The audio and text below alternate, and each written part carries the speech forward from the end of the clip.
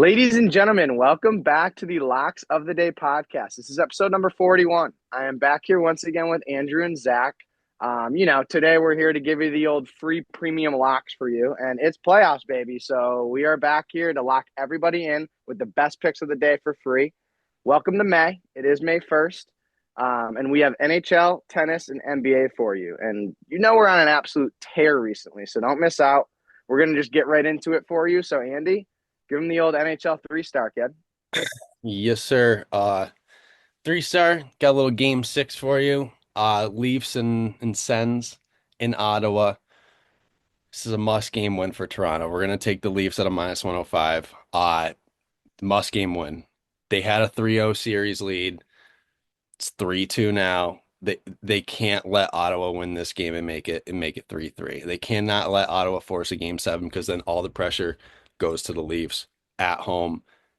And I believe 1,000% if this series does go seven, Toronto's not making it to the second round. Like they will lose that game 100 times out of 100. That's just the Toronto like organization right there for you. Like they crumble. They crumble and they crumble real fast. So if they don't win tonight, they're cooked. And they're gonna come out firing. Like they have to. All the pressure's on the Ottawa. They got to keep their season alive here. They had a 3-0 lead. They can't let that slip away. I mean, you got years in the past. Boston always used to give them hell in the postseason. I mean, I feel bad for Toronto. They don't get this one here, but I mean, Matthews and Marner, Nylander, Tavares, they really got to get something going here. Stolarz has been playing great in net, so they really got to crack down Olmark, get some shots in them because they haven't really been putting a crazy amount of shots on Olmark this series. I think they had like one or two games when they had like over 25, 28 shots. Everything else has been like 20, 18 shots. Like they need to force some more pucks on net, and I think they'll get the job done tonight. So lock in Toronto, Maple Leafs money line minus 105, and Zach got you with a 2-star. Yeah, so our two-star tonight is going to be Minnesota's money line at a plus 140. They're taking on Vegas. Very similar situation in this one. This Minnesota team came into the playoffs not really as your second wildcard team. They were hampered by injuries all year. They were one of the best teams in the league, 30 to 35 games in. But, sometimes you lose a couple players and it changes your whole team. They lost their best player, basically, Kirill Kaprizov, and the whole team just started going downhill. But they ran into the playoffs with a completely healthy team. And once again, they have given Vegas, supposed to be the top team in the West, a run for the money. And this has probably been the best series so far, besides the Blues in Winnipeg in the playoffs. And now, with this being game six, as you just said in the other series, all the pressure goes on Vegas. Vegas is the number one seed. This Minnesota team is very good. They're keeping up with these guys. I mean, even in their losses, I mean, they're losing 4-3 in overtime, 3-2 in overtime. So they're right there. And they were a good team. They averaged, under 2.8 goals a game, even for a team that really couldn't score half the regular season. And they were still scoring 2.75 goals a game. So this is a team that arguably was going to score over 3 goals a game and give up less than 3 goals a game. And in net, Gustafson's been very competitive for them. For Vegas, it's going to be the same way. They've got two or three good goalies that they can throw. They can throw Samsonov at you. They can throw Hill at you. It just depends on what they want. And even if, something happens to Gustafson, why I'll get that Marc-Andre Fleury. If there's anyone that I trust in a elimination game, you can give me Marc-Andre Fleury. So all these teams have options. If this Minnesota team have injuries, this would be probably one of the favorites to maybe come out of the West. But I think Minnesota tonight's going to force a game seven because we don't see too many series possibly going seven in this first round. Yeah. So I think Minnesota's going to force one, and I think the value's great, especially with them being at home. So plus 140, Minnesota's money line is your two-star. Tough barn to play Absolutely. in. Tough barn to play in Mhm. Minnesota. That it is. Gotta come There's some prepared. NHL playoffs. Just tune in. That's all I got to say. It's a Be whole different loud. sport come playoffs. Hmm. Whole different sport. But there you go. There's obviously your NHL playoff locks. Get those in. Um, I'll kick it off with some tennis. We're going to go in the Guangzhou Challenger. If you've ever heard of Guangzhou, I haven't. Scheduled at 10 p.m. Eastern time tonight. We're going to keep this one pretty simple. 3-star Terrence Atmain, money line, at a minus 135 versus Ilya Simikin. Now, Atmain is number 136 in the world, while Simikin is number 271 in the world. They played pretty recently, and Atman beat him already, as I think he will again today. Atman is definitely a little more experienced than Simikin. And even though he's only 23, he has been on tour years longer. And Atman has also been known to even challenge some of the bigger names in the sport, never mind a lower tier player like Simikin, with respect to him. Don't get me wrong, though. Simikin has played halfway decent recently, but I just don't think he has the game to keep up with Atman. So I'm actually surprised Vegas has the line where they do here. So we're taking Atman all day with this value. So lock in a 3-star Terrence Atman money line minus 135. Then we'll move on to the old 2-star. This is going to be WTA Madrid, scheduled for 3:30 p.m. Eastern time, so get it in. This is a women's match, obviously, since it's WTA. 2-star Alina Svitolina, money line, plus 150 versus Ariana Sabalenka. Now, this is going to be an absolute banger match on clay. Sabalenka is number 1 in the world, and Svitolina is number 17 in the world, but is truthfully higher than that. She's better than number 17. And yes, we are going against the world number 1, and I love the play. Sabalenka is 14-1 in her last 15 matches. Pretty good. While Svitolina is 13-1 in her last 14 matches, with the only loss coming to Swiatek, who's number 2 in the world.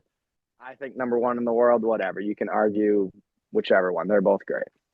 Also, with that being said, though, Svitolina hasn't even dropped a single set in the past 11 matches, with them all being on clay. So ever since the clay season for her, she hasn't even lost a set. So she's just on fire.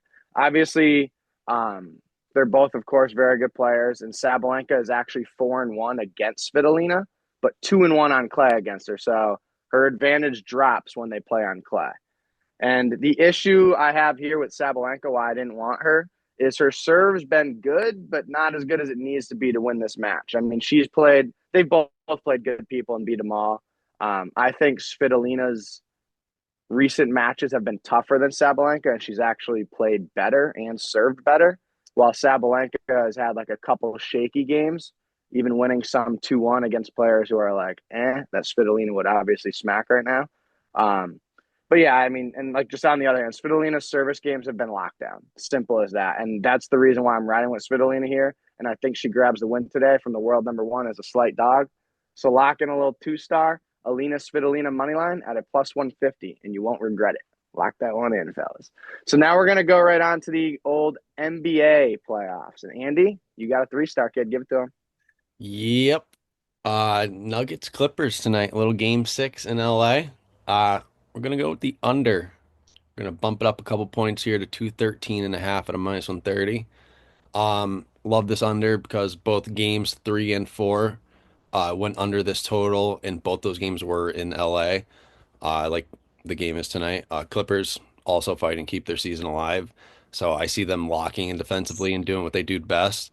Like they did in games 2, 3, and 4, only letting up 102, 83, and then 101. I also see another low scoring game. Clippers really going to try to use each possession like it's their last, and try to control that home crowd tempo and get that crowd buzzing. Also expect another close game with the possibility of the series coming to an end.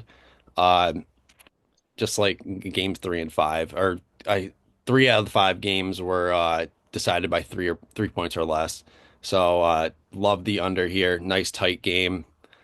Nuggets could come out like I was debating on picking the Clippers tonight minus 6.5, but I think 6.5 is way too much for a game of this magnitude since it's a game 6, and it Nuggets could close it out here. So that's why I went with the under. Nice tight game. So lock that in under 213.5 minus 130. And Zach's got it too. Yeah, so the 2-star is going to be Pistons money line at a minus 115. I mean, the Pistons in this one, I can't really have too much to say. I've been on the Pistons this series. I think right now this series should really be 3-2 Detroit. Arguably, it could be 4-1 Detroit, and the series could be over. They've just had some bad luck in this series. It happens sometimes when you get these teams that make the playoffs for the first time in a long time, And I mean, you look at how Detroit's fared in this series. Game one, Knicks go on a big fourth quarter run, win game one. Game three goes back and forth. They lose by 2 points. Game four, they go for the game winning shot. Tim Hardaway's fouled at the end. They don't make the call. NBA refs come back 10 minutes later and say, we missed that one. It's like, well, thanks. Well, you could have told them because you kind of cost them that game. Then they come back, they win game five, and now here we are back for game six. Once again, playoff atmosphere. This team has yet to win a home game in the playoffs. Eastern Conference, already done with playoffs. The Eastern Conference this season for basketball it was terrible. The Cavaliers slaughtered the Heat. The Celtics made quick work of the Magic. And the Pacers got the injured Bucks. And I'll tell you what, all these series have sucked.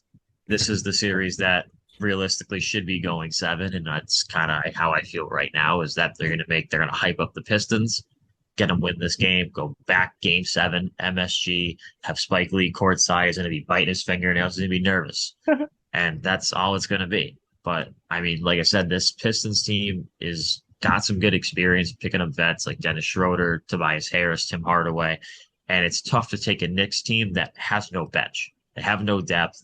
They have no bench scoring. They're only putting up 10 points on the bench or from the bench per game in the series. And it's tough to bet on a team with only 5 players. So riding with the Pistons again at minus 125. Sorry. Pistons minus 125 is your 2-star. Beautiful. That is all the picks today for your NHL, tennis, and NBA. So make sure you lock those in. Like I said, May 1st. Welcome to May, fellas.